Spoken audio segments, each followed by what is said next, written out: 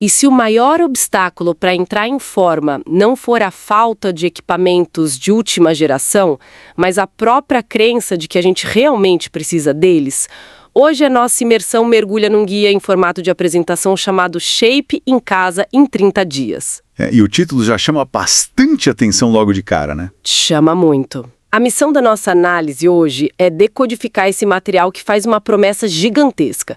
Eles falam em transformar o condicionamento físico do mais absoluto zero, sem usar equipamento nenhum e, o mais importante, sem gastar um único centavo. Uma promessa ousada. Bem ousada.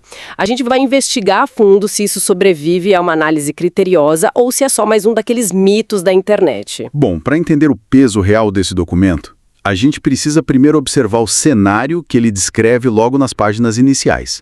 O texto foca bastante na realidade da juventude brasileira moderna. Pesada. Pois é. O material pinta aquele quadro de uma vida espremida entre jornadas de trabalho exaustivas, estudos até tarde, horas perdidas no trânsito das grandes cidades e, claro, um orçamento que raramente permite o luxo de pagar a mensalidade de uma academia. Certo. Então vamos desempacotar isso. Porque as consequências desse estilo de vida, segundo o guia, são pesadíssimas. O documento lista coisas como cansaço crônico e falta de força até para tarefas básicas do dia a dia. Sem falar no impacto profundo na autoestima, que o texto também destaca. Exato. E para quem nos ouve agora, eu quero deixar claro que o que a gente está prestes a debater não parece ser só uma lista aleatória de flexões e agachamentos. O que os autores tentam propor aqui é uma mudança completa de paradigma sobre quem tem o acesso prático ao bem-estar físico. É uma leitura muito interessante. A grande jogada do material é atacar diretamente o que a gente chama de pontos de atrito. Quando os problemas centrais são a escassez de tempo e a falta de grana, a solução que o guia propõe é simplesmente remover a complexidade logística da equação. Tipo, tirar as desculpas do caminho, né? Exatamente isso. A filosofia do custo zero que eles defendem não é só sobre preservar o dinheiro no fim do mês. É uma estratégia mental para eliminar qualquer desculpa externa. Sim, e o guia leva essa ideia de zero custo inicial a um nível muito literal. As instruções mandam usar exclusivamente o peso do próprio corpo e na hora que a pessoa precisa de algum suporte, o texto aponta para objetos domésticos super comuns. Como cadeiras e garrafas, certo? Isso. Garrafas de água para hidratação e também como pesos improvisados. Cadeiras da sala de jantar como base para fazer flexões inclinadas. E eles mandam trocar aquele chão emborrachado de academia por um simples tapete de casa. Mas olha, eu confesso que lendo isso eu não sei se compro a ideia logo de cara. Sério? Qual parte exatamente te gera esse ceticismo todo? A parte prática da coisa mesmo. O documento destaca as vantagens logísticas, óbvio, economia de tempo, a flexibilidade de treinar às 6 da manhã ou à meia-noite, a privacidade total. Mas assim, até que ponto levantar garrafa de água e se apoiar numa cadeira realmente substitui aquelas máquinas de musculação que custam milhares de reais? Entendo o seu ponto. Sabe, fico pensando se isso não seria como tentar fazer um jantar de gala incrível usando só um micro-ondas. Funciona numa emergência, mas será que é o suficiente para promover uma transformação real no corpo de alguém? Olha, essa é uma analogia muito curiosa, mas a gente precisa olhar para os dados que o texto apresenta, e principalmente para a biologia humana que o material implicitamente aciona. O público-alvo desse guia é de pessoas majoritariamente sedentárias. Pessoas que estão completamente paradas. Isso. Para um corpo humano que está em estado de inércia há anos, só lutando contra a fadiga crônica de ficar sentado o dia todo, o próprio peso corporal não é só suficiente. Ele é uma resistência mecânica formidável. Ah, faz sentido. Você não precisa de uma máquina de uma tonelada com polias de aço para estimular uma musculatura que não está acostumada nem a suportar o próprio tronco num simples agachamento. Entendi a lógica. Então a ideia é que, se o sistema está totalmente parado, qualquer estímulo direcional já causa um impacto imenso. O jantar de gala de micro-ondas não importa tanto se o organismo estava num jejum absoluto há meses. O texto aponta exatamente para essa direção. E tem um outro detalhe, existe um componente psicológico profundo que o guia aborda ao enfatizar a privacidade. Isso resolve o que talvez seja a barreira mais invisível de quem tenta sair do sedentarismo. A vergonha. Exato. Para muitas pessoas não é a falta de equipamento pesado que impede o treino, é a intimidação do ambiente. Entrar num espaço onde todo mundo parece estar em forma e saber o que está fazendo traz uma vulnerabilidade enorme. O ambiente da própria sala de estar neutraliza esse medo paralisante. Nossa, esse aspecto psicológico realmente faz a gente pensar. Se o ambiente intimidador e a falta de dinheiro não são mais barreiras válidas, isso levanta uma dúvida imediata. O que exatamente a pessoa vai fazer sozinha na sala de casa? O guia divide os 30 dias de um jeito muito metódico, mas eu achei a progressão bastante peculiar. Eles constroem a arquitetura do treino em 2 fases, não é? Sim, as primeiras 2 semanas formam a fundação. O documento chama isso de a base. E o foco declarado dessa base é criar consistência. Pois é. O protocolo exige uma dedicação de 5 vezes por semana. Os movimentos são o alicerce da calistemia clássica. O texto prescreve flexões de braço, 3 séries de 8 a 12 repetições, agachamentos livres com 3 séries de 15 a 20 e a prancha isométrica de 30 segundos. Movimentos bem fundamentais. E a parte cardiovascular? O impacto sugerido é bem baixo nessa fase. Corrida parada no mesmo lugar, alguns burps, tipo uns 6 a 10, e uma marcha elevando os joelhos bem alto. Lendo assim, parece até uma introdução gentil. O material propõe uma introdução super estratégica mesmo. O objetivo das 2 primeiras semanas não é destruir o músculo, mas sim acordar a musculatura inativa e forjar o hábito diário, tudo sem sobrecarregar articulações que não estão preparadas. Certo, mas é aí que as coisas tomam um rumo drástico. Quando vira para a semana 3 e 4, a gente entra na fase da intensidade. E o sarrafo sobe absurdamente. A flexão comum vira flexão avançada, com as pernas apoiadas no alto ou em formato diamante. O agachamento ganha salto explosivo. E a prancha, se não me engano, sobe para 45 segundos. Isso mesmo, e com variações laterais ainda. E a parte cardiovascular acompanha essa escalada de um jeito assustador. Eles inserem um circuito que soa extenuante. 3 rounds consecutivos de 12 burpees, 1 minuto de corrida e 30 mountain climbers. É um nível de exigência altíssimo. E como se não bastasse, pedem caminhada de 30 minutos no fim de semana. Mas espera, deixa eu fazer uma pausa aqui. O guia joga termos como mountain climbers e burpees do nada. Para quem não respira esse universo fitness, o que exatamente é isso na prática, no meio do tapete da sala? É importante a gente visualizar isso. Um burpee é um movimento que recruta o corpo inteiro. A pessoa começa em pé, desce por agachamento, joga as pernas para trás caindo numa prancha, faz a flexão, puxa as pernas de volta e termina com um salto vertical explosivo. Só a descrição já me deixou cansada. É intenso. Já o mountain climber, ou alpinista, exige que a pessoa fique na prancha no chão e traga os joelhos no peito alternadamente, o mais rápido possível, como se estivesse escalando uma montanha deitada no chão.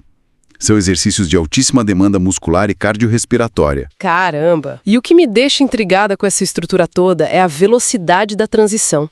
A pessoa passa de uma marcha leve para escalar montanhas imaginárias e dar saltos explosivos em só 14 dias.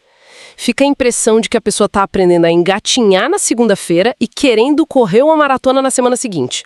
Como o corpo aguenta? O que é fascinante sobre essa estrutura, e o documento confia muito nisso, é a mecânica da nossa fisiologia. Pode parecer um salto imprudente, mas eles baseiam essa progressão num conceito chamado adaptação neuromuscular. Espera, neuromuscular? Então a pessoa não está ganhando músculo real nas 2 primeiras semanas? Exatamente. A mudança inicial acontece muito mais no cérebro e no sistema nervoso do que no tamanho do bíceps. Então é tipo uma atualização de software antes da pessoa trocar o hardware do corpo. Essa é a melhor forma de visualizar. Nos primeiros dias de exercício, o cérebro não sabe se comunicar de forma eficiente com as fibras musculares. Os nervos não disparam os sinais em sincronia. É por isso que o iniciante treme incontrolavelmente numa prancha ou num agachamento. Ah, entendi. Aquela tremedeira toda é o cérebro confuso. Isso.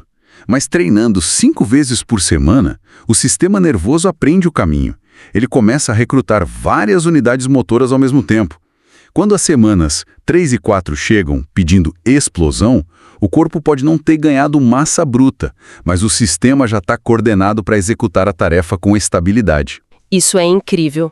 Não é um músculo que ficou gigante de repente, é o cérebro que aprendeu a dirigir a máquina com precisão. Mas isso levanta uma dúvida óbvia. Se o sistema nervoso e os músculos estão nessa sobrecarga constante para aprender movimentos difíceis, isso soa exaustivo. O corpo não vai simplesmente colapsar nesses 30 dias? É aí que o material traz um contraponto essencial. O guia introduz os pilares ocultos desse crescimento. Eles dedicam uma atenção surpreendente aos momentos em que a pessoa não está no tapete da sala treinando. Sim, E essa parte é super contraintuitiva para quem está começando. O texto de alguma afirmação que é um choque de realidade. Eles dizem, o músculo cresce durante o descanso, não durante o treino. E para apoiar isso, eles exigem de 7 a 8 horas de sono e o consumo de 2 litros de água. Sem falar nos dias de folga total, né? Exato, de 1 a 2 dias de descanso absoluto na semana. Mas assim, fisiologicamente, como o material sustenta essa ideia de que o descanso é que gera o resultado? O que está acontecendo no corpo da pessoa enquanto ela dorme? O conceito que eles tentam simplificar envolve os microdanos celulares. Durante aqueles burpees e saltos, a tensão física cria microlesões nas fibras do músculo. O exercício, na verdade, é um processo de quebra. Então o treino só destrói. O corpo interpreta isso como um alarme. É apenas nas fases mais profundas do sono que o sistema endócrino entra em ação, liberando hormônios do crescimento. Esses hormônios atuam como argamassa que conserta essas lesões. Eles reconstroem a fibra para ela ficar mais espessa. Se a pessoa não dorme, ela só quebra o músculo sem dar chance para reconstrução. Nossa! O que torna as recomendações de dieta deles ainda mais lógicas. O texto orienta a redução severa de açúcar e superprocessados. Em contrapartida, pede uma base proteína magra e carboidrato complexo. Quer dizer, a proteína é literalmente o tijolo que o corpo vai usar nessa reconstrução noturna. Exatamente. Tentar construir o corpo sem o nutriente correto é como tentar fazer um prédio usando areia no lugar de cimento. Além disso, o documento apresenta uma lista de erros comuns que destroem qualquer progresso. Essa lista é reveladora mesmo. Eles apontam erros como pular o aquecimento, executar um movimento com pressa só para acabar logo com a dor e tentar antecipar exercício avançado sem dominar o básico. E o erro clássico de treinar todo dia sem interrupção. O guia tem uma regra de ouro claríssima. Forma correta é mais importante que quantidade de repetição, não é? Exato. O texto insiste muito na postura e na técnica de respiração, instruindo a expirar o ar no exato momento da força máxima. Se a gente analisar isso pela ótica da medicina esportiva e da prevenção de lesão, a abordagem é impecável. O documento faz um alerta enfático. A pessoa tem que interromper o exercício na hora se sentir dor aguda. O que faz muito sentido, porque a dor aguda é o atalho mais rápido para desistir na primeira semana. Mas se colocando na mente de quem decidiu mudar de vida e baixou esse guia, é um processo que exige paciência. A vontade natural do iniciante ansioso por resultados em 30 dias é treinar 7 vezes na semana até desmaiar. O guia pede o oposto. É difícil gerenciar essa ansiedade. Muito difícil. Ele literalmente manda a pessoa ansiosa parar, beber água e deitar para dormir. O impulso de compensar anos de sedentarismo com 30 dias de fúria leva direto para a lesão e para a frustração. O texto tenta ensinar que a maestria do movimento e a paciência com o descanso são as métricas do sucesso. Expirar na contração, contrair o abdômen, esses detalhes técnicos protegem a coluna e garantem que o indivíduo chegue inteiro no fim do mês. Bom, com toda essa arquitetura estruturada, regras de segurança definidas e o descanso mapeado, a gente chega na grande encruzilhada dessa imersão. Vale a pena? Porque alguém suportaria esse desconforto diário depois de enfrentar um trânsito caótico? Qual é a recompensa concreta que o guia oferece? O texto é bastante agressivo nos benefícios que promete no final. É uma promessa e tanto mesmo. Eles afirmam que jovens relatam uma perda de peso de 7 a 10 quilos nesses 30 dias, acompanhada por uma melhoria drástica nos níveis de energia, chegam a falar no triplo de vitalidade. O material também promete correção na postura, sono melhor, menos estresse e mais disciplina. Mas aqui eu preciso puxar o freio e ter um ceticismo saudável. Claro. Menos 10 quilos em 30 dias só fazendo agachamento no carpete bebendo água? A gente tem que tomar cuidado, porque estatisticamente isso soa como mágica de comercial da madrugada. Essa matemática calórica faz algum sentido. É fundamental trazer esse olhar crítico. O documento faz uma ressalva que quase sempre passa despercebida na leitura rápida. Essa perda expressiva de peso é inteiramente dependente do que eles chamam de dieta balanceada, que envolve o corte radical de açúcar. Então o segredo não está necessariamente nas flexões. O exercício tem um papel crucial, mas a explicação biológica para uma queda de peso tão brusca em 30 dias envolve outras coisas além da queima de gordura. Se o indivíduo consumia muito fast food cheio de sódio e carboidrato simples, e do nada muda para proteína magra e água, o corpo elimina uma quantidade colossal de retenção de líquido nos primeiros dias. Entendi, é o famoso desinchar. Isso. E os estoques de glicogênio do músculo, que retém muita água, também são esvaziados com os exercícios de alta intensidade, tipo os mountain climbers. Então, os 10 quilos a menos não representam de forma alguma 10 quilos de gordura pura derretida. É o resultado de um choque sistêmico. O treino mantém o metabolismo acelerado, mas a mudança na dieta é que faz o trabalho pesado na balança. Precisamente. E o próprio texto sugere que a verdadeira vitória documentada é a recuperação da energia. Esse lance de ter 3 vezes mais energia é uma resposta fisiológica bem real da melhora cardiovascular. E a parte de psicologia comportamental do guia também é incrível para manter a disciplina. Eles mandam treinar sempre no exato mesmo horário para criar uma âncora de hábito e pedem para tirar fotos semanais e anotar medidas em vez de só confiar na balança.